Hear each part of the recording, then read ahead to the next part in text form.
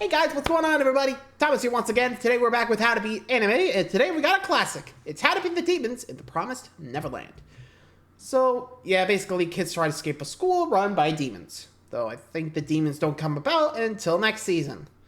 You'll understand what I mean in a minute. For now, it's just the, escape the orphanage, then we go to Demon Society next season. Yeah, there's a second part, but I got another one planned after this, so let's get to it and escape the orphanage. Be sure to like, subscribe for more. Hope you enjoy. Let's go. You've lived your whole life in an orphanage that's hiding a deadly secret. What do you do when your world is flipped upside down and you realize you're destined to die? There's no way outside of this place, and not a single person can be trusted. I'm going to break down the mistakes made, what you should do, and how to beat the Promised Neverland. Here we go. These kids are about to get a brutal surprise. Emma here is an innocent 11-year-old girl. While looking through this gate, her and two other kids begin to wonder about what's outside the concrete walls of their home. The next day, she wakes up to a bunch of kids running around a house. These kids are all orphans, and none of them have ever seen the outside world. While messing about, she bumps into a friendly woman who they call Mom. The kids gather together and play a game. But while playing, Emma and Norman here reach a short gated fence. According to Mom, passing the fence and leaving the orphanage is off limits until you turn 12 years old. The kids wonder about what's behind the gate, but they don't know that nothing is beyond there other than certain death. This adorable little girl is the next lucky candidate to leave the orphanage. All the kids say their goodbyes before Mom takes her way to the gates. Gathering in the food hall, they notice that the little girl left her bunny toy behind. Being the nice children that they are, these two run after Mom and the girl to give it back. By the time they reach them, they find the gates open and see a truck. Looking in the back of the truck, they find the same little girl that just left, but there's only one difference. She's been brutally killed. Before they can even process what just happened, some deadly-looking monsters open the gates nearby, while Emma and Norman rush under the truck. They pluck the girl from the truck and put her in some sort of hibernation chamber. Being only 6 years old, she's regarded as average quality, but the monsters are expecting some higher quality 11 and 12-year-olds very soon. It turns out this orphanage is not for charity, at least not for the kids. Listening in, they realize their home is actually an operation that raises the kids until they're taken off and eaten by these monsters, which are referred to as demons. Mom has been in on the whole thing, working with the demons to raise and feed the children to them. The two kids escape back to the home, but accidentally leave the toy bunny under the truck, which is found by the demons. And her. Mom now knows someone's finally seen her. One second I'm living a relatively normal life and playing with my friends. The next second I see a cute little girl decimated by some traumatizing creatures. If I'm Emma, I would honestly give it a day. This orphanage is the only thing I've ever known, and I'm only 11 years old. Once the shock of seeing a 6-year-old's lifeless corpse has finally passed, I would get to planning. Obviously, something is seriously messed up in this place, and any adult I see can't be trusted. The only adult in this place right now is Mom, and she's been tricking us our whole lives. We should have known, though. Yeah, honestly, that's a good call. Give it a day, plan ahead, because, Mom's not going to be able to trust, we're not going to trust her. I'm not even sure who's in Mom's pocket at this point. So, the fewer people who know, the better. And honestly, I just go with whoever I trust and get out of there. I don't know about the other kids, because they got a few years left, but if they're close to the age of, nom-nom age, they gotta go. Or we gotta go. You know what I mean, right? That's a cue. We gotta run. Anyway, move along. As far as it goes, no kid has ever come back to say hello or thank you for all the hard work Mom's provided. With such a big orphanage, I would be a little suspicious already. This also raises another question. How has no one ever chased after one of the kids before? This orphanage seems to have been going on for at least a decade, and now we've just discovered that our friends have been shipped off to die? If I was a kid, more like 30 dead. They're just being served. Probably an appetizer or entree. I don't know. Seen the insides of this gate. Either way, these two kids have just had their lives turned upside down. Waking up from a nightmare, Emma here has a completely new view of the orphanage. Emma and Norman realize that all the regular school-like activities, like exams and such, decide who gets eaten first. But no matter how smart or dumb you are, after the age of 12, everyone is sent off to death. From past experience, they figure out that every 2 months another kid is sent off. Being the responsible kids that they are, they decide to make a plan to save all the kids and escape the orphanage. First off, we need to leave this place, but we can't take everyone. Some of these kids True. have barely escaped the womb, and they're in no condition to be running around the outside world. According to early developmental scientists, children over the age of 5 usually have nearly finished cranial development and have some idea of how to consciously make decisions. So what I'm doing is telling all the kids above and around the age of 7 and letting them know about what I've just seen. But we have to pick our words carefully. We're dealing with kids, and kids aren't too good at keeping secrets. If that happens, I'm for sure being sent off to demon hell and to never come back. Seeing that I've been here my whole life, I should know who I can and cannot trust. I'm telling those I trust about what I saw and making sure they're not going to tell anyone else. But the kids under 7 aren't useless. I never noticed the numbers on They their can be chest used as bait, since mom's prepared to do the most savage things to kill us. We'll be doing the most savage things to escape.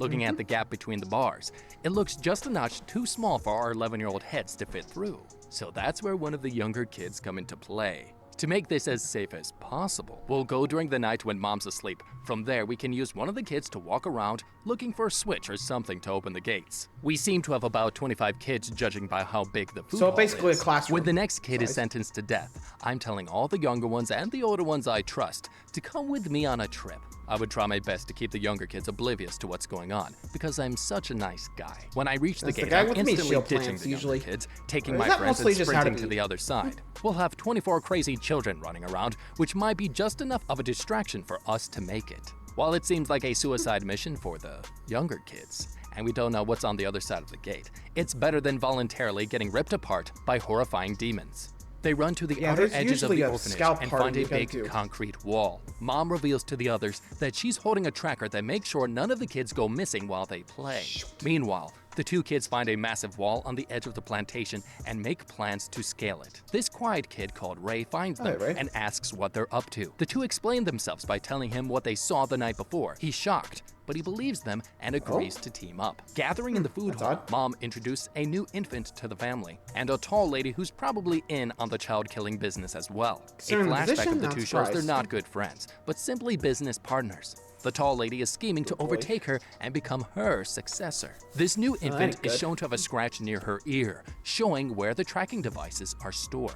Okay, things just got a lot more difficult. But we now know that we've been tracked this whole time. We don't know how it works, but considering it, I can't imagine it's as accurate as a smartphone GPS. Considering the fact that we've spent significant time at the gates and was sitting under the truck, either Mom's bluffing and waiting for the perfect time to strike, or her device isn't as good as she thinks. I would bet that her watch works similarly to a compass, where she can only tell the direction but doesn't have pinpoint accurate location technology. We can use this to our advantage when planning our escape, especially knowing that she doesn't know who is on the tracker either. Human microchips are pretty high-tech stuff, so we have to assume that whoever Mom is, she's not working alone. There must be some pretty costly backing, especially knowing that since there's a constant supply of food, clothing, and shelter to keep us safe, chips inside children, especially infants, are currently unheard of. So whatever technology these guys could have could be something super advanced. I would be inspecting every single little precious kid to see what the frick nuts is going on with these trackers and seeing if there's any way I can manipulate them into breaking it. Depending on how deep the chip is, and it doesn't look too deep, it may be possible to kill it with an electrostatic charge. What we need to do is to cut a hole in a piece of rubber,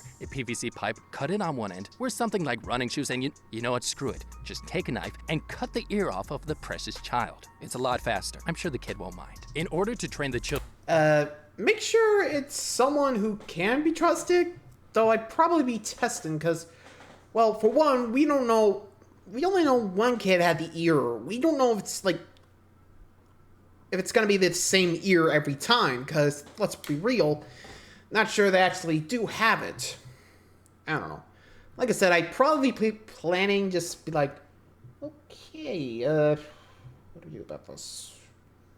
Anyway.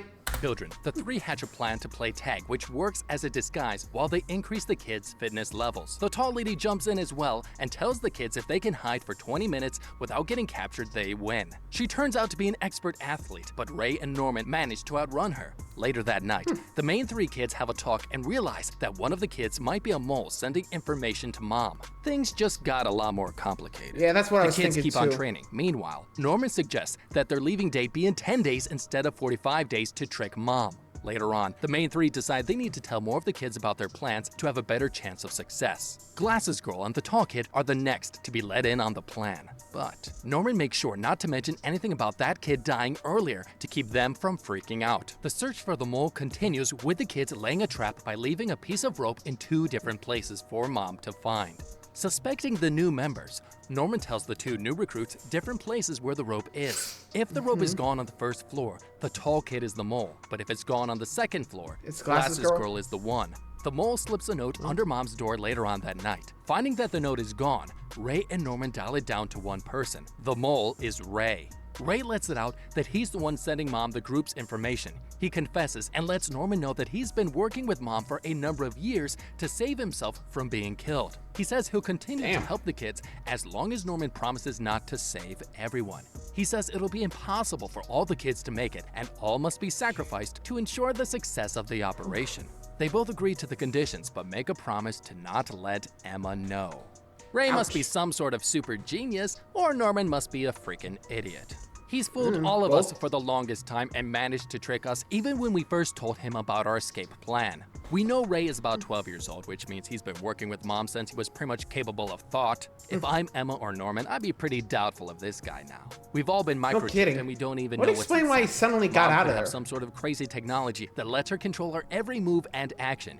He could be under mind control right now for all we know. We've seen crazier things happen in the last few days. But since he's already in front of us, we should take some time to pick his brain. He seems like a really smart kid and probably knows more than any other child in this house. The older 5 get together and figure out there's a secret room located in Mom's room. While most think it's too dangerous, the tall kid here wants to find out what happened to the girl who got taken away. Him and Glasses Girl go off to see what secrets lay in the hidden room. The main 3 find a few books by a famous author. These books have hidden messages covered in Morse code that might show a way out of the orphanage. Meanwhile, Tall Boy and Glasses Girl manage to get the key to the secret room. Going inside, they see the toys of all the kids who were killed. While pretty disturbing, they manage to also find a communication device to the orphanage headquarters. Okay, this is a gold mine of information. I didn't know before that there was a massive library inside the house. But I guess it makes sense because we need to study. It makes me wonder though, what exactly are we studying about? I would take my time and look through more of these books. Books are knowledge and knowledge is power. I would find some books related to science or history that could help us escape this place. And also maybe a book on survival. Maybe if I look hard enough, I can find something that might help us escape the operation. Like how to make a hang glider. With this many books, there's bound to be a whole boatload of useful information. Even taking some time for personal enjoyment wouldn't be a bad idea. We've been under a lot of stress. Considering we don't have any technology, books is the next best thing. Once we leave this place, it'll be the first time in our lives we'll have to fend for ourselves. After we leave, it'll be our first time outside.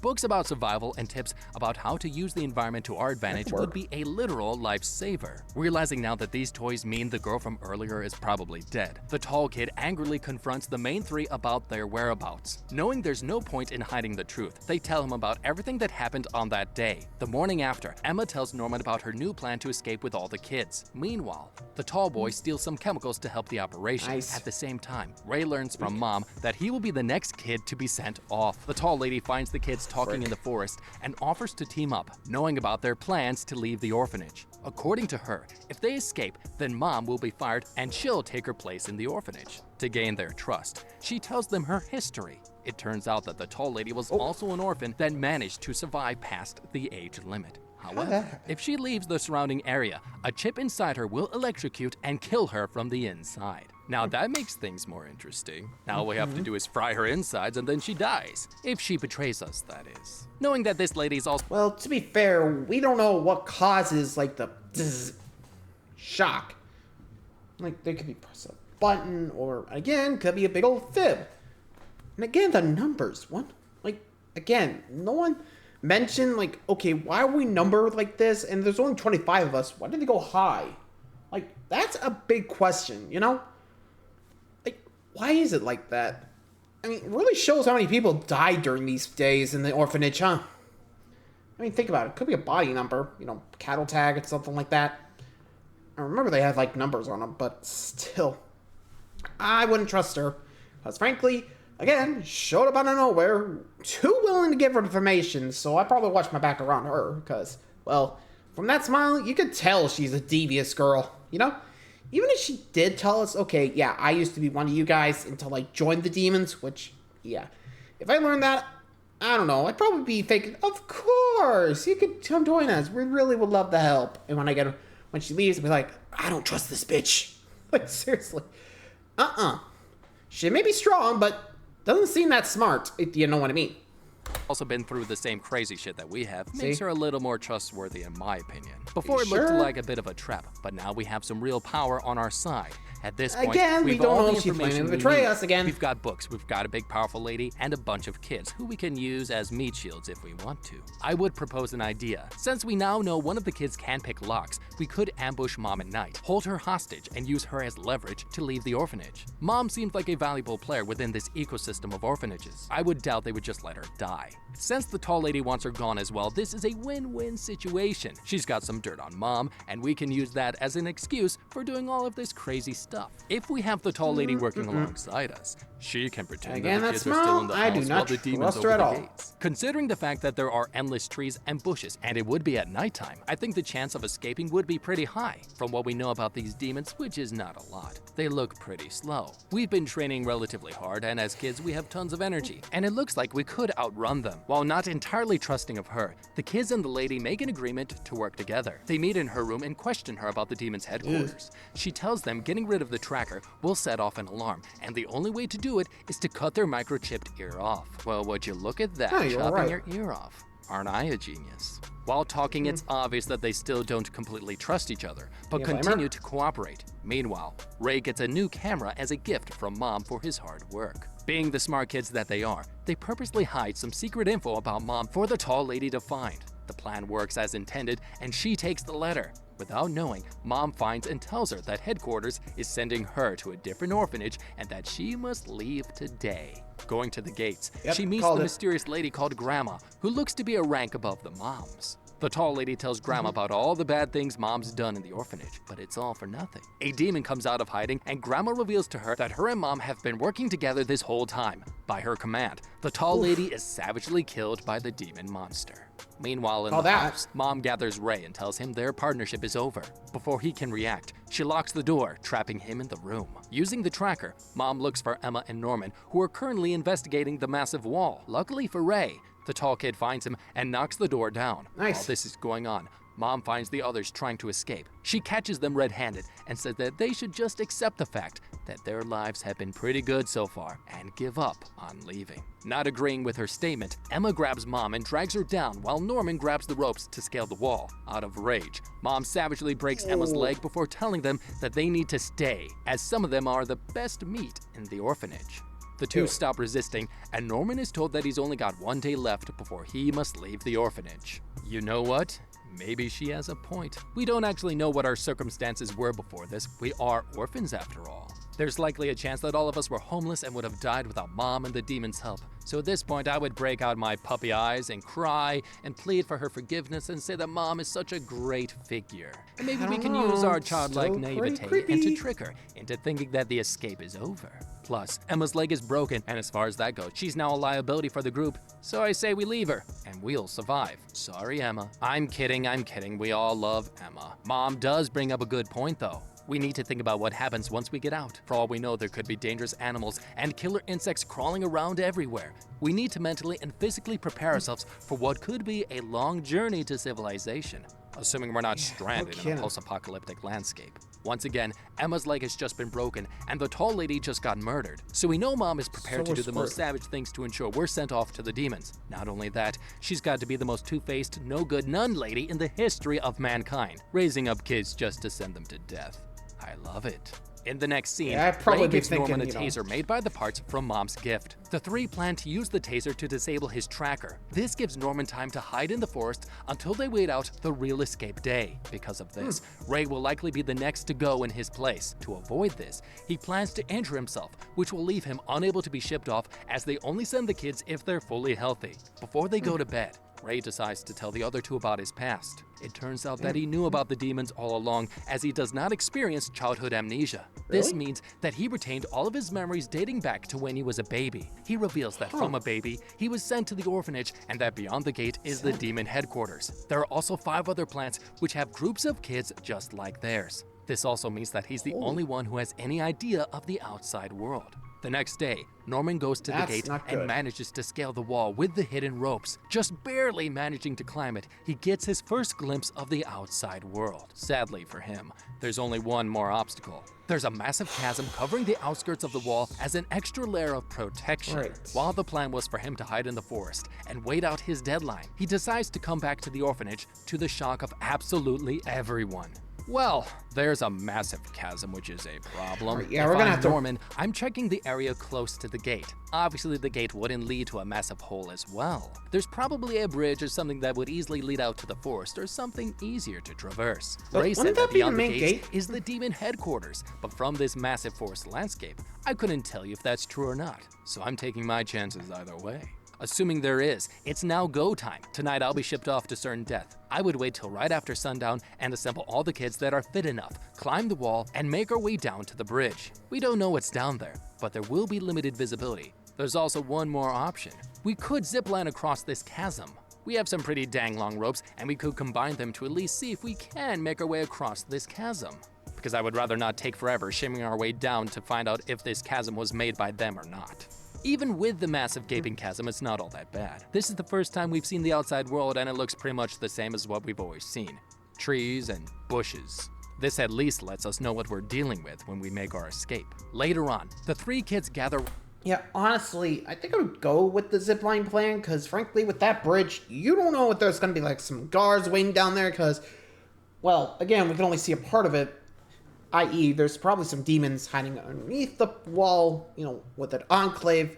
Considering what we saw, like, as we saw the truth discovery hole, if you know what I mean. But there's got to be another guardhouse down there, because, well, if that, I mean, like I said, we don't know if there's guards here, which I wouldn't put my past money on. Like, not being there. You get what I mean, right? Anyway. Around and figure out that the area surrounding the orphanage is shaped like a hexagon. The only other way out, other than somehow scaling the wall and jumping over the massive hole, is to go through the gate. But obviously, if they go through the gate, most of them will probably get killed and eaten alive by the demons. To the shock of Emma and Ray, Norman tells them that he never planned to escape in the first place. He just wanted to help them find out more information about their surroundings. He gives the taser back and gets ready to leave the orphanage, saying his final farewells. Emma, with a broken leg, tries to stop him by breaking the tracker on his ear before being pushed off. It's too late. Norman goes off with Mom to certain death. However, this time he's not killed straight away. Norman gets taken away to a side room by the gate with a disturbed look on his face. Okay, this is pretty bad after all this hard work. Looks like Norman either gave up or never wanted to escape at all. Before we can get too sad, we can think about this from a positive perspective. We now have 2 months until another kid is gone. That's a lot of time, and by the way, we have a lot of kids. For what Norman told us, we now know it's possible to get on top of the wall with a little athletic ability. First thing we need to do is to keep our training up. Kids who are a basic athletic level naturally have higher endurance levels than a lot of experienced endurance athletes do, due to fatigue-resistant muscles and the ability to recover extremely fast because we're kids. That means whatever training we do is increased tenfold. Once our fitness is sorted, it's time to escape. I'd make sure to bring enough food and water with us to last a few days, even though it'll make it heavier and running will tire us out a lot faster. The overall benefit of having it versus not having it is clearly better. Luckily, we know that most of the area is forest, which means there's water nearby. Forests are natural filtration systems, which collect and produce water year-round. We also need to know how to make a fire. Luckily for us, all the materials we need are right next to us. By getting dry wood, twigs, bark, leaves, and a flint, we can make a fire that'll last us through the night.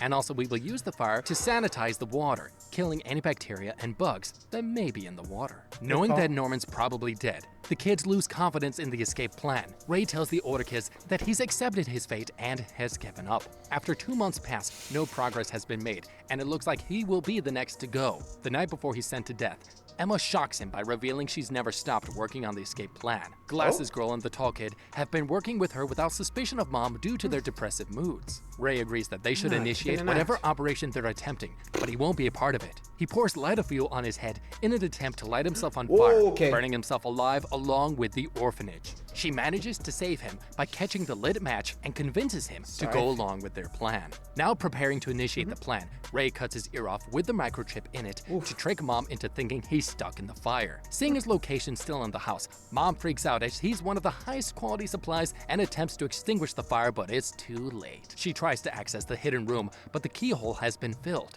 The kids manage to make it to the massive wall and use their ropes to scale it to the top, but Ray is shocked to learn not all the kids have made it. Mom grabs the communicator before she watches the house burn in flames. Standing outside, a little kid comes rushing to her arms. It turns out that the kids less than 4 years old were left behind. In a genius play by Emma, she realized that the kids can only be sent out after turning 6, so she left them behind on purpose. This is a win-win situation.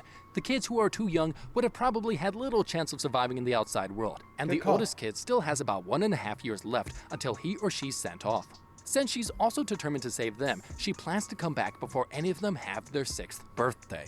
That's pretty badass. It's also probably the best plan you could have made in this situation, but I would disagree with coming back. We now know how big this organization is, with multiple orphanages housing hundreds or even thousands of kids. We also know from the tall lady they've been operating for a long time, decades or even longer. This means they have more power than we can even imagine, and I don't think it's possible for us to get enough resources in less than 2 years to save these kids. Well, Heartless, I would decide to leave them behind because it's terrible. We already have enough on our plate with saving ourselves. I would take the crappy option and get as far away as possible from this crazy orphanage. Before that, though, you know what I would do?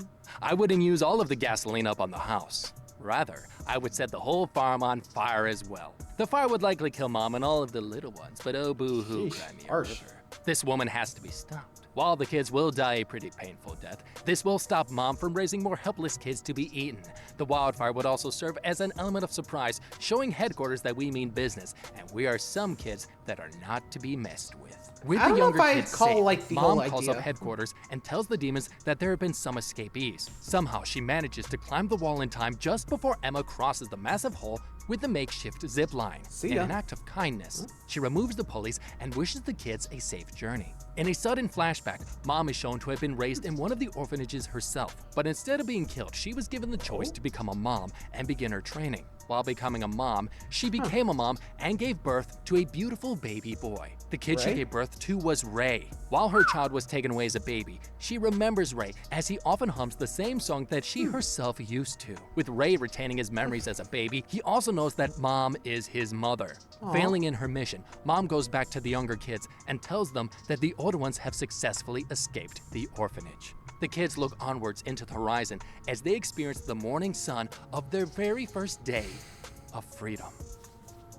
But if you... Well, turns out Mom was actually pretty nice. Just, weird way of going about it. Yeesh. I think.